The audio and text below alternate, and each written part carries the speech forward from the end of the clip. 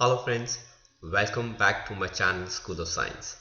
मेरा नाम नितिन लूथरा है। मैं पिछले 21 सालों से एजुकेशन इंडस्ट्री के अंदर बच्चों को पढ़ा रहा हूँ। मैं क्लासेस 9 10th के लिए साइंस और 11 12th जेईई और नीट के बच्चों के लिए केमिस्ट्री कंडक्ट करता हूँ। पढ़ाने के अलावा मैं बच्चों के लिए काफ़ी सारे वैल्यू एडेड सेशंस भी कंडक्ट करता हूँ, जैसे टाइम मैनेजमेंट, कैसे बच्चे अपने टाइम को मैनेज करके अपनी पढ़ाई को ऑर्गेनाइज कर सकते हैं, एक्सपेक्टेशन मैनेजमेंट्स, पेरेंट्स हमसे क्या एक्सपेक्ट करते हैं, टीचर्स हमसे कैसे आंसर्स एक्सपेक्ट करती हैं, वो चीज़ें भी हम उसके अंदर ऐड कर सकते हैं। क्वेश्चन पेपर कैसे अटेम्प्ट करते हैं, how to attempt a question paper, जो भी एक बहुत अच्छी आर्ट है, उसके बिहाफ पे भी हम सेशन कंडक्ट करते हैं। देन बोर्ड्स क्लासेस के लिए क्रैक द बोर्ड सेशन, जो हमारे स्पेशल सेशंस होते हैं। उसके अलावा stream selection, career counselling and so on. ये सारे सेशंस मैं बहुत सारे स्कूल्स के अंदर अभी तक ले चुका हूं और मल्टीपल टाइम्स मैंने ये दिल्ली के टॉप स्कूल्स के अंदर कंडक्ट करे हैं। ये सारे सेशंस मैं आप लोगों के लिए भी ज़रूर अपलोड करूंगा, पर सही समय आने पर। फिलहाल मेरे लिए जो बहुत ज़रूरी है वो है आपको एक अच्छा कंटेंट डिलीवर करना, और बहुत ही सिंपल लैंग्वेज के अंदर।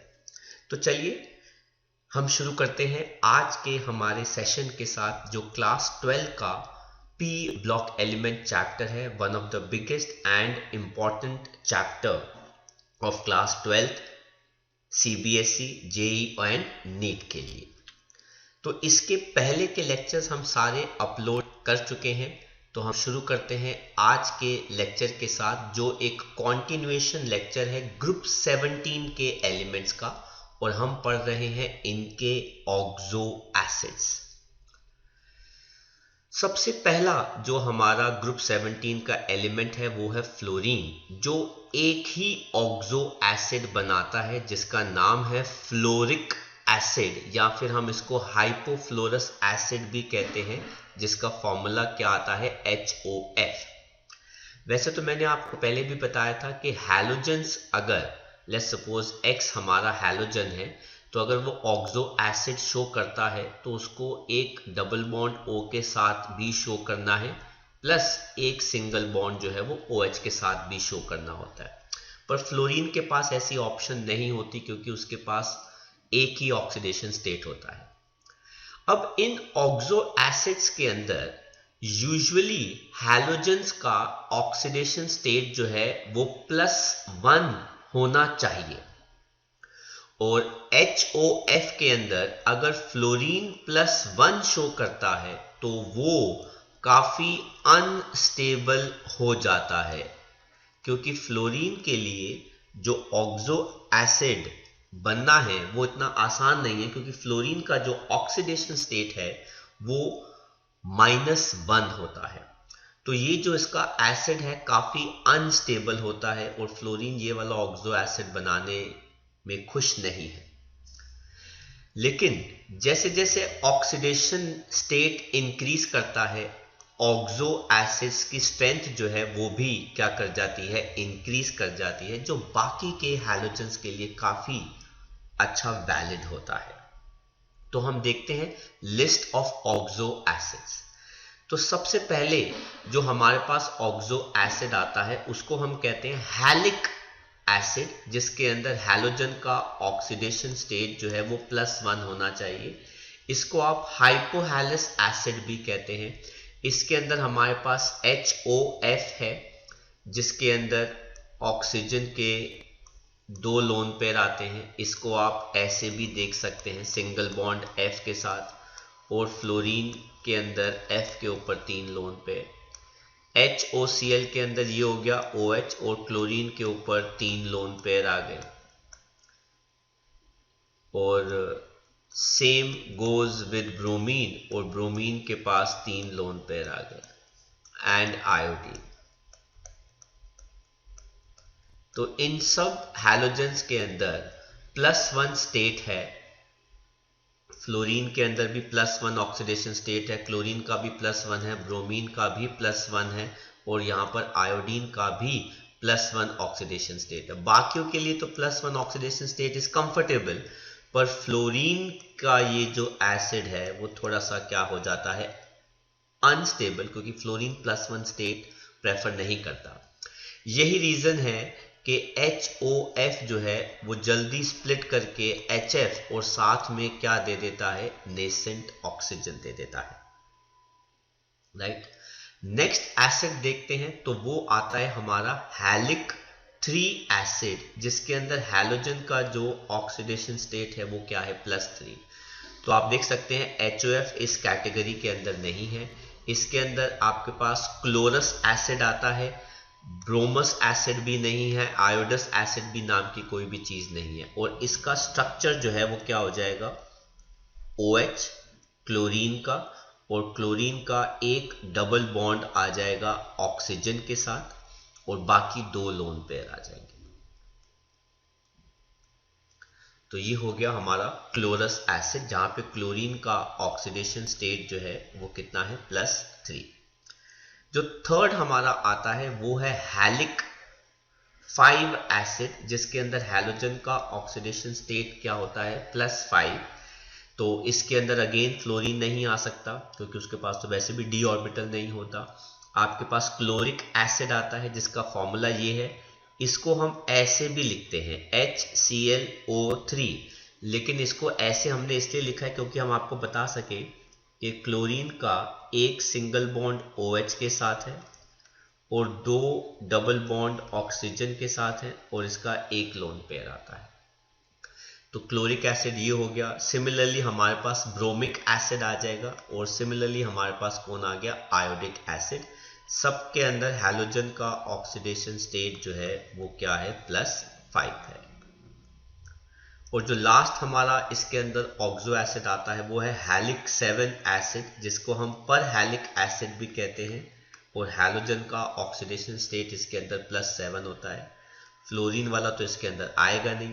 बात करते हैं पर क्लोरिक एसिड के अंदर, इसके अंदर क्लोरीन का सिंगल बॉन्ड OH के साथ और बाकी 3 ऑक्सीजन के साथ इनके क्या आ जाएंगे, डबल बॉन्ड आ जाएंगे। तो इसको आप HClO4 भी लिखते हैं और इस वाले को हम HClO2 भी लिखते हैं। इसके अंदर सिमिलर तरीके से पर ब्रोमिक एसिड भी आ गया, पर आयोडिक एसिड भी आ गया और हैलोजन्स के ऑक्सीडेशन स्टेट इसके अंदर क्या है, +7 है। तो आई होप आपको ऑक्सो एसिड्स हैलोजन्स के समझ में आए। बहुत ही सिंपल तरीके से मैंने इनको एक्सप्लेन किया है along with their oxidation states and bonding. देखते हैं इनके बारे में स्ट्रक्चर्स ऑफ हैलो एसिड्स। तो ये देखिए हमारे पास स्ट्रक्चर्स हैं। तो इसके अंदर क्लोरीन के पास 3 लोन पेयर होते हैं। क्लोरस एसिड के अंदर क्लोरीन के पास 2 लोन पेयर हैं। क्लोरिक एसिड के अंदर क्लोरीन के पास 1 लोन पेयर है और बाकी केसेस के अंदर हैलोजन क्लोरीन के पास कोई भी लोन पेयर नहीं है। तो ये हमारे स्ट्रक्चर्स आ गए ऑक्सो एसिड्स के। आगे हम बात करते हैं एसिडिक स्ट्रेंथ और उससे हम साथ में कंपेयर कर रहे हैं ऑक्सीडाइजिंग पावर। तो एसिडिक स्ट्रेंथ का मतलब हो गया tendency to give H positive,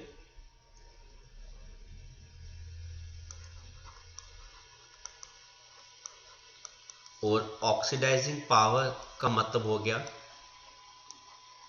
tendency to remove electrons from others, दूसरों से इलेक्ट्रॉन लूज करा के खुद गेन करने की टेंडेंसी। सबसे पहले हम बात करते हैं हाइपोहैलस एसिड्स, जिनका फॉर्मूला क्या होता है, HOX। उसके अंदर सबसे ज्यादा एसिडिक स्ट्रेंथ जो है वो HOCl की है as compare to HOI। Reason क्या है, अब इसके अंदर ऑक्सीजन की इलेक्ट्रोनेगेटिविटी सबसे ज्यादा है हैलोजन्स के कंपैरेटिवली, तो वो इलेक्ट्रॉन पुल करता है फ्रॉम हैलोजन टूवर्ड्स इटसेल्फ। तो ऑक्सीजन जो है हैलोजन से इलेक्ट्रॉन्स जो है वो अपनी तरफ पुल कर रहा है। अब इस रीजन की वजह से इलेक्ट्रॉन डेंसिटी ऑक्सीजन के ऊपर क्या कर रही है, increase from chlorine to iodine. इस वजह से OH बॉन्ड जो है वो आराम से ब्रेक कर जाता है इन केस ऑफ HOCl। इस वजह से H पॉजिटिव जल्दी रिलीज हो जाता है। तो आई होप आपको कॉन्सेप्ट समझ में आया कि ऐसा क्यों है। जो नेक्स्ट हम कंपैरिजन कर रहे हैं वो है परहैलिक एसिड्स का HXO4। इसके अंदर भी HClO4 की एसिडिक स्ट्रेंथ जो है वो सबसे ज्यादा है। क्यों? अगेन अगर आप देखो तो हैलोजन की left to right electronegativity decrease कर रही है, जिसकी वजह से उनकी टेंडेंसी इलेक्ट्रॉन्स विड्रॉ करने की OH से टूवर्ड्स इटसेल्फ कम हो रही है। मतलब क्लोरीन ज्यादा इलेक्ट्रॉन विड्रॉ कर सकता है एज कंपेयर टू आयोडीन। इस वजह से acidic strength left to right जाते जाते क्या हो रही है, डिक्रीज हो रही है। तो अगर क्लोरीन ज्यादा इलेक्ट्रॉन विड्रॉ करेगा ऑक्सीजन से तो H पॉजिटिव रिलीज आसान हो जाएगा। देन हम बात करते हैं ऑक्सो एसिड्स के बारे में। तो इसके अंदर अगर हम देखें तो HClO4 की एसिडिक स्ट्रेंथ सबसे ज्यादा है, क्योंकि उसका ऑक्सीडेशन नंबर जो है वो सबसे ज्यादा है। हमने पढ़ा था कि oxidation number increases, covalent nature increases, acidic nature increases. अब देखते हैं, it is based on the stability उनके कॉन्जुगेट बेस की। Greater the number of oxygen atoms attached होंगे एनायन के साथ, उतना ज्यादा नेगेटिव चार्ज का डिस्पर्सल होगा थ्रू p बैक बॉन्डिंग। इस वजह से HClO4 जो है वो ज्यादा एसिडिक है। इसका आप ये भी रीजन लिख सकते हैं जो मैंने बताया, oxidation state increases, covalent nature क्या कर जाता है, इंक्रीजेस, हेंस एसिडिक स्टेट या एसिडिक नेचर जो है, एसिडिक स्ट्रेंथ जो है वो क्या कर जाती है, इंक्रीज कर जाती है। तो आई होप आपको ये कॉन्सेप्ट समझ में आया about acidic nature and oxidizing power of oxo acids. चलिए आगे देखते हैं, इंटर हैलोजन कंपाउंड्स। मार्क कीजिए, वेरी वेरी इंपॉर्टेंट टॉपिक। हालांकि इस पे बेस्ड 1 मार्कर ही आता है पर आता बहुत बार है। कहते हैं वो कंपाउंड्स जो हैलोजेंस आपस में मिलकर बनाते हैं उनको हम कहते हैं इंटर हैलोजन कंपाउंड्स। ये 4 टाइप के होते हैं। सबसे पहला होता है हाइपोहेलाइट, जिसका फॉर्मूला होता है AX, जहां पे A हमारा क्या होता है, सेंट्रल हैलोजन या सेंट्रल एटम, जो यूजुअली साइज में क्या होता है, बिग। और X क्या होता है, हमारा सराउंडिंग एटम, जिसका साइज क्या होता है, स्मॉल, और इसकी इलेक्ट्रोनेगेटिविटी क्या होती है, हाई इलेक्ट्रोनेगेटिविटी। अब इसके अंदर जो सेंट्रल एटम है A, उसके ऊपर 3 लोन पेयर हैं, 1 बॉन्ड है। इस वजह से ये क्या हाइब्रिडाइज होता है, sp3, 3 lone pair plus 1 bond pair, इसलिए sp3 हाइब्रिडाइजेशन है। एग्जाम्पल्स आपके सामने हैं, ClF, BrF, ICl, IBr and so on. दूसरा जो हमारा इंटर हैलोजन कंपाउंड आता है वो होता है हैलाइड, जिसका फॉर्मूला क्या है, AX3। इसके अंदर सेंट्रल एटम A के ऊपर 2 लोन पेयर होते हैं और 3 बॉन्ड हैं। इस वजह से हाइब्रिडाइजेशन क्या है, sp3, 2 लोन पेयर और 3 क्या हो गए इसके पास, बॉन्ड पेयर। एग्जाम्पल क्या हो गया, BrF3, IF3। तीसरा जो हमारा इंटर हैलोजन कंपाउंड है वो होते हैं हैलेट। इसके अंदर सेंट्रल एटम A के ऊपर 1 ही लोन पेयर बचता है, जिसकी वजह से इसके पास 1 lone pair plus 5 bond pair, कुल मिला के 6 हो जाता है नंबर, इसलिए इसकी हाइब्रिडाइजेशन क्या हो जाती है, sp3d2। और एग्जाम्पल्स हो गए ClF5, BrF5, ICl5। और लास्ट हमारे आते हैं पर हैलेट। इसके अंदर कोई भी लोन पेयर नहीं है, पर इसके अंदर 7 बॉन्ड पेयर्स हैं, इसलिए इसकी हाइब्रिडाइजेशन क्या है, sp3d3। ये डायरेक्ट कॉम्बाइनिंग ऑफ हैलोजन से बनते हैं।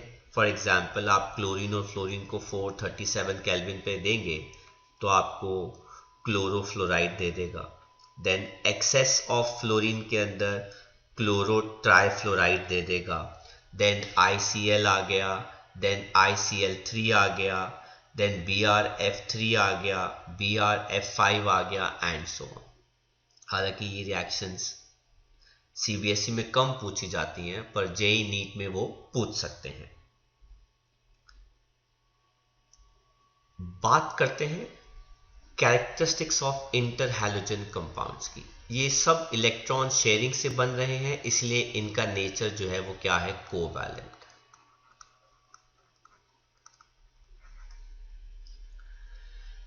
Very very important statement. वो कहते हैं इंटर हैलोजन कंपाउंड जो होते हैं वो ज्यादा रिएक्टिव होते हैं जो हैलोजन्स के बने होते हैं, क्योंकि उनके अंदर जो बॉन्ड होता है वो कमजोर होता है।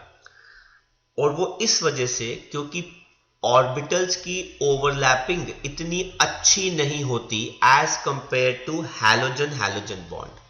तो हम कहना चाहते हैं इन टर्म्स ऑफ रिएक्टिविटी का, अगर हम एक एग्जाम्पल लें तो ICl इंटर हैलोजन कंपाउंड ज्यादा रिएक्टिव है एज कंपेयर टू आयोडीन। क्यों? क्योंकि इंटर हैलोजन कंपाउंड जो है उसके अंदर जो ऑर्बिटल्स की ओवरलैपिंग है वो कम होती है, जिसकी वजह से बॉन्ड वीक होता है as compare to same halogen की ओवरलैपिंग, चाहे वो I2 हो। मेनली हम सेंट्रल एटम के हिसाब से देखते हैं। तो ये स्टेटमेंट जो है वो काफी इंपॉर्टेंट है कि why inter halogen compounds are weaker, और यहाँ बॉन्ड्स आर वीकर या दे आर मोर रिएक्टिव, क्योंकि इंटर हैलोजन के बीच में जो ऑर्बिटल्स की ओवरलैपिंग है वो लेस होती है, जिसकी वजह से बॉन्ड वीक होता है। And it is the p orbital जहां पे जो ओवरलैप कर रहा है। ये अच्छे ऑक्सीडाइजिंग एजेंट्स है, दूसरों से इलेक्ट्रॉन्स लूज कराते हैं, दूसरों से इलेक्ट्रॉन्स लूज कराते हैं एंड खुद इलेक्ट्रॉन करते हैं गेन।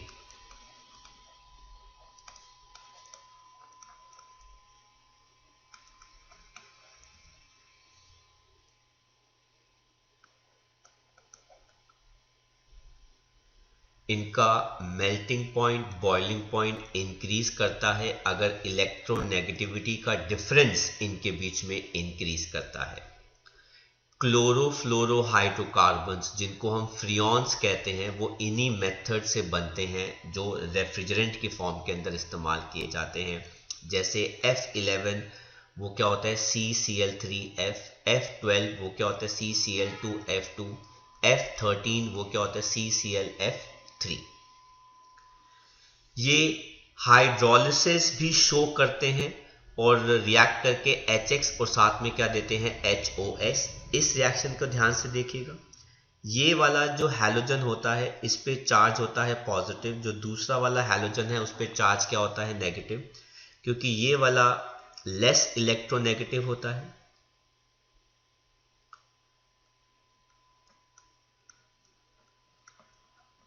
लेस इलेक्ट्रोनेगेटिव, और ये साइज में भी क्या होता है, बिग। और जो ये वाला है ये ज्यादा इलेक्ट्रोनेगेटिव होता है